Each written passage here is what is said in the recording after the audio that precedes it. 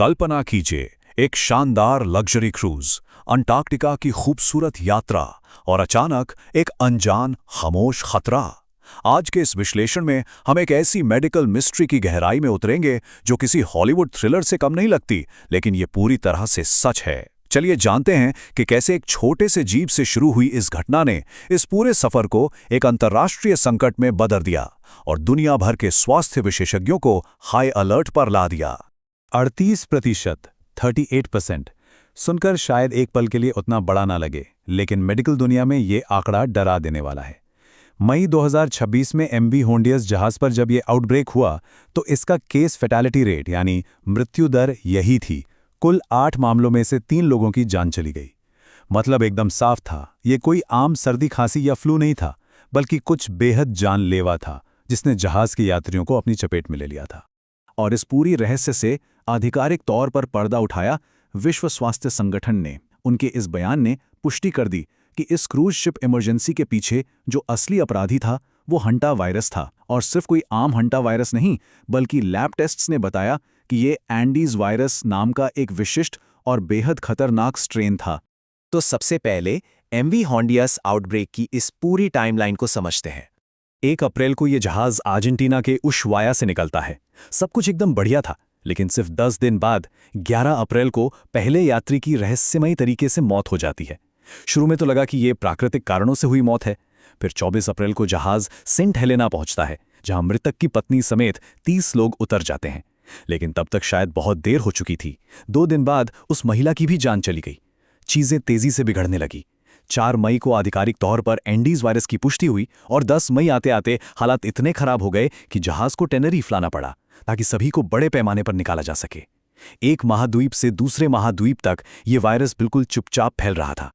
अब एक अहम सवाल ये उठता है कि इस आउटब्रेक में ऐसा क्या अलग था। देखिए, आमतौर पे हंटा वायरस केवल चूहों से इंसानों में फैलते हैं, इंसान से इंसान में नहीं। लेकिन ये जो एंडीज स्ट्रेन है ना, ये इस पूरे वायरस परिवार का इकलौता ऐसा सदस्य है जिसके बारे में ये प्रमाणित है कि ये इंसानों के बीच भी फैल सकता है, खासकर तब जब लोग एक दूसरे के बहुत करीब और लंबे समय तक संपर्क में हो, जैसे कि किसी क्रूज शिप के कैबिन में। एमवी होंडियस पे जो तबाही मची वो काफी हद तक इसी दुर्लभ मानव से मानव ट्रांसमिशन का नतीजा थी। अब आते हैं इसके बायोलॉजिकल पहलू पर। हंटा वायरस बनाम फ्लू, ये असल में एक बहुत ही छिपा हुआ खतरा है।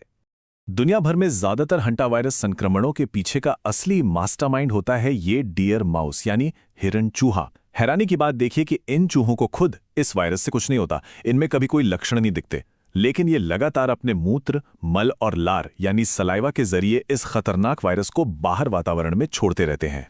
तो फिर ये वायरस जमीन से सीधे इंसानों के फेफड़ों तक पहुंचता कैसे है? इस पूरी प्रक्रिया को एरोसोलाइजेशन कहते हैं। होता क्या है कि जब चूहों का संक्रमित सूखा मल या मूत्र किसी भी वजह से हिलता है, मान लीजिए कोई किसी बंद धूल भरे केबिन या गैराज में झाड़ू लगा रहा है, तो वायरस के कण हवा में उड़ने लगते हैं, और जैसे ही कोई उस हवा में सांस लेता है, वायरस सीधे शरीर के अंदर प्रवेश कर जाता है। ये बीमारी शुरू में बड़ा धोखा देती है।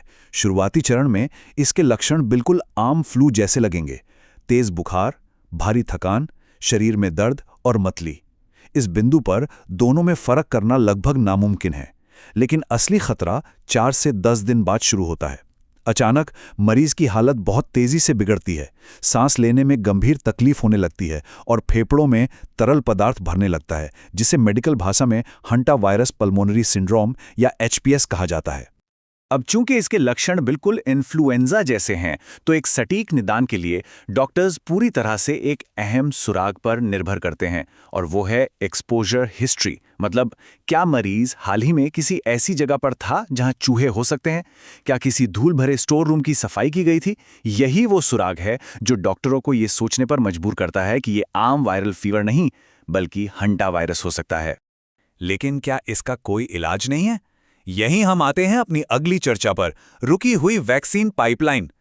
अगर आज के वैक्सीन डेवलपमेंट परिदृश्य पर नजर डालें तो सच्चाई यह है कि अमेरिका या यूरोप में इस्तेमाल के लिए आज भी कोई लाइसेंस प्राप्त हंटा वायरस वैक्सीन नहीं है। हाँ, 1990 में कोरिया में हंटा वैक्स जरूर बनी थी, पर वो सिर्फ वहां के क्षेत्रीय हंटान वायरस के लिए है, एंडीज वायरस के लिए नहीं। बाकी डीएनए और आधुनिक एमआरएनए प्लेटफॉर्म्स पर काम चल रहा है, जिन्होंने शुरुआती परीक्षणों में अच्छा प्रदर्शन किया है, लेकिन अभी तक किसी ने भी अंतिम चरण को पार नहीं किया है।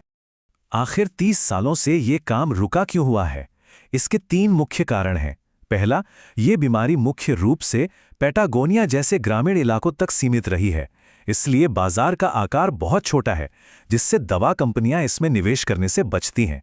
दूसरा, खसरे जैसी बीमारियों के विपरीत इस वायरस से लड़ने के लिए शरीर का बायोलॉजिकल स्टैंडर्ड क्या होना चाहिए, वो अभी तक स्पष्ट नहीं है। और तीसरा, हंटा वायरस के इतने सारे अलग अलग स्ट्रेन हैं कि एक स्ट्रेन की वैक्सीन जरूरी नहीं कि दूसरे पर काम करे। अब वैक्सीन तो है नहीं, तो बचा कैसे जाए? आइए देखते हैं रोकथाम और सुरक्षित सफाई के तरीके। जब तक कोई ग्लोबल वैक्सीन नहीं बन जाती, तब तक बचाव ही इकलौता रास्ता है। देखिए, क्रूज शिप पर आउटब्रेक भले ही दुर्लभ हों, लेकिन चूहे तो आम शेड, गैरेज और अटारी में मिल ही जाते हैं। इसलिए बचाव के 3 मूल मंत्र हैं: seal up, trap up, clean up. मतलब पहले तो इमारतों के हर उस छेद को बंद करना जहां से चूहे अंदर आ सकते हैं। दूसरा, जो अंदर आ चुके हैं उन्हें फंसाने के लिए ट्रैप का इस्तेमाल करना। और अंत में सबसे जरूरी, सुरक्षित ढंग से सफाई करना। सुरक्षित सफाई के लिए स्वास्थ्य विभागों के बहुत सख्त वेट क्लीनिंग या गीली सफाई के प्रोटोकॉल हैं। यहाँ सूखी सफाई बिल्कुल नहीं करनी है। सबसे पहले जगह को कम से कम 30 मिनट के लिए हवादार करना चाहिए। भूल कर भी झाड़ू या वैक्यूम क्लीनर का इस्तेमाल नहीं होना चाहिए, क्योंकि इससे वायरस हवा में उड़ सकता है। इसके बजाय पहले सुरक्षात्मक रबर या लेटेक्स दस्ताने पहनने चाहिए और दूषित जगह पर 10% ब्लीच और पानी का घोल स्प्रे करना चाहिए। इसे 5 से 10 मिनट तक ऐसे ही भीगने देना चाहिए ताकि वायरस नष्ट हो जाए। फिर पेपर टॉवल से पोंछकर कचरे को डबल बैग में सुरक्षित रूप से सील कर देना चाहिए। और हाँ, काम खत्म होने के बाद एक आखिरी और सबसे जरूरी कदम बिल्कुल नहीं भूलना चाहिए। सफाई के बाद और दस्ताने उतारने के तुरंत बाद हाथों को साबुन और पानी से बहुत ही अच्छी तरह धोना चाहिए। ये छोटी सी आदत ये सुनिश्चित करती है कि वायरस का एक भी अंश हाथों पर न रह जाए। MV हॉन्डियस की घटना हमें एक बहुत बड़ा सबक देती है। मेडिकल साइंस कितनी भी उन्नत क्यों न हो जाए, प्रकृति के पास चौंकाने के तरीके हमेशा होते हैं। आज के इस दौर में जहां वैश्विक यात्राएं इतनी तेज और सुलभ हो गई हैं, एक अनजान दुर्लभ वायरस कुछ ही दिनों में एक अंतर्राष्ट्रीय संकट बन सकता है। ऐसे में एक बड़ा सवाल छूट जाता है। जैसे जैसे दुनिया भर में यात्राओं का विस्तार हो रहा है, हम खुद को एक ऐसी स्थिति के लिए सबसे बेहतर तरीके से कैसे तैयार कर सकते हैं जहां धूल से उड़ने वाला एक दुर्लभ वायरस एक पूरे लग्जरी क्रूज की रफ्तार रोक सकता है? ये एक ऐसा सवाल है जिस पर हम सभी को गंभीरता से विचार करना चाहिए।